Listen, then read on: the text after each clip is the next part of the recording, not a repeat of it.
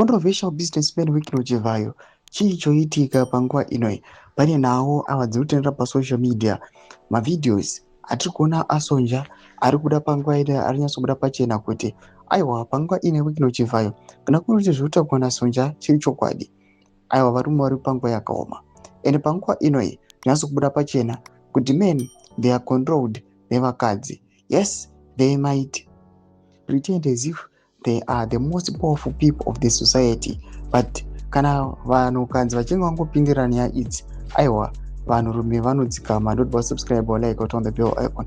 Pane nhau dziri kutsviridza nhau dzekuti Wycliffe Chivayo azomboita achidzoka kumba kuna sonja maybe 2 weeks a month or something like that. Nhau dzevana dziri ngotenderera dziri kutaurwa dziri kunzi Wycliffe Chivayo ari kufanira kumboita negotiations his ex-wife. Panguva ine Kozo anokudanyira chiti. So according to our trustworthy Kozo source, the screenshot that Mrs. Sonja is talking about is this one, where Wycliffe Chivayo's lawyer named Advocate Ashiti is trying to negotiate sleepovers on behalf of his client. Sonja refuses and opts to talk about settlement and welfare of kids. Anoposta this chat ramuri kuona raadvocate vamuri kuona iro raradza kuti pane madiscussions ari kuita ekuti senda vana kuna Wycliffe Chivayo and also amboite sleepovers of about 2 weeks a month.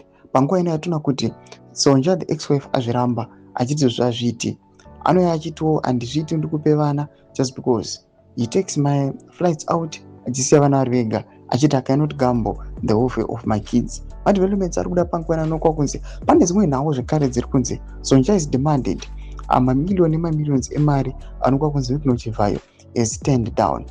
Wycliffe Chivayo azoita a post imwe yanga iri very very heated, yakanga achiuya achitukirira Sonja aiwa achimuti no inini ndakati ndatono celebrate my anniversary with my wife, how could I spend time with my ex-wife.